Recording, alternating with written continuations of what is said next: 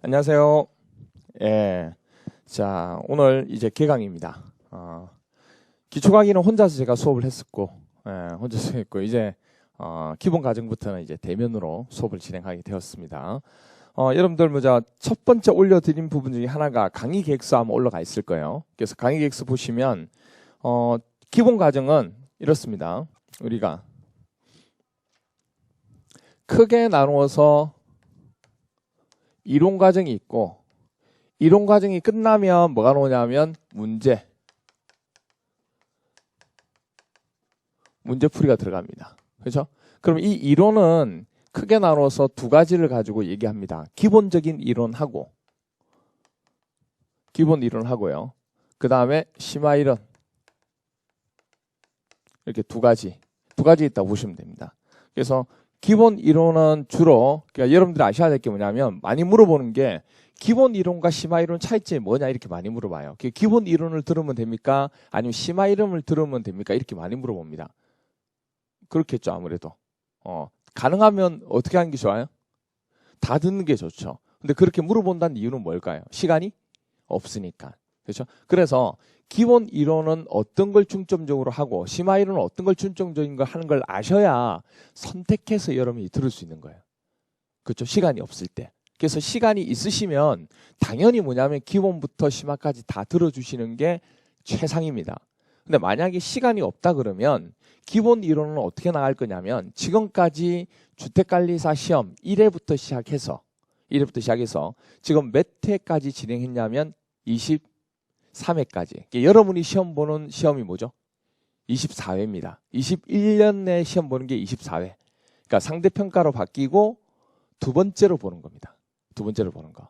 그러니까 내년에, 그러니까 24회 때 상대평가 두 번째인데, 두 번째 해가 되는데, 그때 이제 인원이 몇 명이 나올지는 몰라요. 올해는 인원이 몇 명이었냐면, 첫 번째 상대평가로 바뀌고, 23회 때는 1,700명을 뽑았어요. 그러니까 최종 합격자가 1,700명이라는 얘기예요. 그럼 1차는 그거보다 뭐죠? 더 많이 뽑겠죠. 그러니까 뽑고 싶어서 뽑는 게 아니고 1차는 상대평가가 아니고 절대평가입니다. 그러니까 1차는 무조건 60점 이상이면 평균이 세 과목 평균이 60점 이상이면 합격이에요. 그러니까 한 과목이 60점이 안 돼도 합격이에요. 다른 과목으로 보태주면 돼요. 대신에 이제 뭐가 있냐면 과목마다 뭐가 있어요? 과락이 몇 점인지는 아시죠? 40점입니다. 그러니까 40점 미만이 되면 여기서 우리가 한 가지 나왔습니다.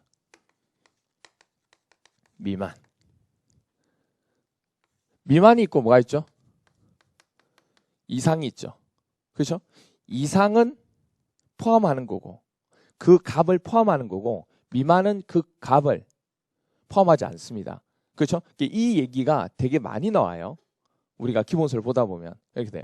그러면 예를 들어서 뭐냐면 40점 미만이라고 얘기하면 40점이 포함되지 않는 거예요. 그러니까 내가 딱 시설 개론에서 40점을 받았다. 그러면 과락이에요? 과락 아니에요? 과락이 아니에요. 40점 미만부터 과락이라니까요. 아시겠죠? 그러니까 각 과목별로 과락만 넘으시면은 평균 60점만 되면 1차는 무조건 합격입니다. 그러니까 몇 명을 뽑든 안 뽑든 상관이 없어요. 아시겠죠? 근데 2차에서 뭐가 되냐면 그 해 인원수만큼 1등부터 시작해서 뽑겠다는 얘기예요. 그래서 1년에 얼마를 뽑느냐가 되게 중요하죠. 왜냐면 1년 그 해에 많이 뽑으면 여러분들이 그만큼 뭐죠? 들어갈 확률이 높으니까. 근데 반대로 얘기하면 이렇게도 돼요. 인원을 만약에 적게 뽑으면 그 해 취업은 뭐죠? 대박입니다. 수요와 공급의 차이겠죠. 그래서 그 해 만약에 인원을 적게 뽑는다. 예를 들어서 뭐냐면 1,000명 미만으로 뽑는다. 그럼 합격만 하면 뭐죠? 취업이에요. 합격만 하면. 근데 그걸 이제 뭐냐면 국토교통부에서 인원 자체를 뭐죠? 수급 상황을 보고 아파트에 현장 소장 기본적 소장들이 들어가는 거 보고 인원을 제시하겠다는 얘기예요. 나중에 언제 제시하냐면 시험 날짜가 공고될 때 지금 바로 나오는 게 아니고 시험 날짜가 공고될 때가 있거든요. 그때 같이 하도록 돼 있습니다. 그래서 그때까지 여러분들 기다리면 되는데 어쨌든 그렇게 돼요. 그래서 지금 기본 이론 부분은 처음 시험부터 시작해서 23회 시험 때까지 기출 내용들을 전부 다 분석을 했어요. 분석을 해서 그 기출 부분을 위주로 기출에 해당되는 내용들 위주로 수업을 진행합니다. 물론 개중에는 기출을 설명하다 보면 기출이 아닌 부분도 개념 설명을 할 수밖에 없는 경우도 있겠죠. 그렇죠? 그런데 주로 뭐냐면 기출에 출제됐던 내용 위주로 설명합니다. 이렇게. 그리고 심화 이론은 그럼 뭐 하느냐? 심화 이론은 기본 이론에서 여러 장이 있는데 예를 들어서 뭐냐면 어떤 파트에서는 출제가 안 되는 장이 나올 수도 있죠. 그렇잖아요. 그럼 그런 장들은 굳이 기본 이론에서 설명할 필요는 없다고 본 겁니다. 기출이 나왔던 부분이 될지라도. 그래서 그런 부분은 기본 이론에서 하지 않고 심화 이론에서 하고, 또 하나는 뭐냐면 그러면 기본 이론에서 기출만 되는, 예를 들어서 어떤 거일까요? 총론이라는 파트가 있습니다. 총론이라는 파트인데 이 총론은 기출 문제가 매년마다 뭐냐면 출제되고 있어요. 매년마다 2문제 이상이 출제되고 있어요. 그러면 당연히 기본 이론 때 설명을 해야 되겠죠. 그럼 기출 위주로 설명을 드립니다. 그리고 난 뒤에 나중에 언제요? 심화 이론 할 때는 이 내용에 대해서 추가적으로 그의 시험에 나올 수 있는 예상 문제, 예상에 대한 내용까지 같이 설명드리는 거예요. 아시겠죠? 그게 바로 심화라고 하는 겁니다. 그러면 이게 60%, 실제 시험에서 이게 몇 프로요? 40%. 이렇게 됩니다. 시설 개론은 기출 문제에 베이스를 두는 문제가 60%가 출제됩니다. 그럼 기출이 아닌 부분이 몇 프로요? 40%입니다. 그래서 개론이에요. 다른 과목처럼 기출이 100%가 나오는 게 아니에요. 개론은 시설 개론에 관한 이론적인 내용을 풀어서 설명을 하는 거기 때문에 기출이 아니더라도 문구를 만들어낼 수 있는 게 너무 많아요.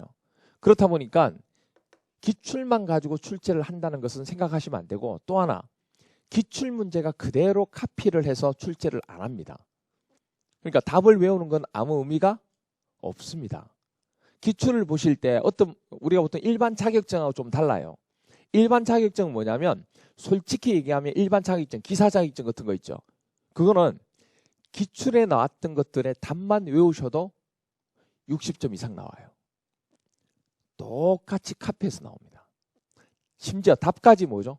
똑같아요. 왜? 문제은행이기 때문에. 그런데 주택관리사 시험은 문제은행이 아닙니다, 여러분. 같은 관리공단에서 출제를 하지만 문제은행이 아니고 문제를 내기 위해서 일주일 동안의 출제위원들이 합숙을 해요. 그리고 기출문제 부분하고 전혀 다른 또는 기출문제를 병령한 문제를 내도록 강요를 받고 있다는 얘기예요. 무슨 얘기인지 아시겠죠? 그래서 공부를 하실 때 기출문제를 외운다든지 그런 공부 시스템으로 하시면 절대 안 됩니다. 시설개론 그러면 점수 안 나와요. 기출문제를 푸는 이유는 뭐냐면 그 기출문제의 내용이 나오는 거지 그 기출문제 지문이 똑같이 나오는 게 아니라고요. 무슨 얘기인지 아시겠죠? 그것만 꼭 기억해 주셔야 됩니다. 그래서 기출문제 부분에 관한 내용을 베이스를 두고 수업을 진행하는 게 기본 이론입니다. 이게 60%. 그 다음에 거기다가 시험 문제 안 나왔던 부분에 관한 내용을 40%를 설명해 드려야 됩니다. 그래서 만약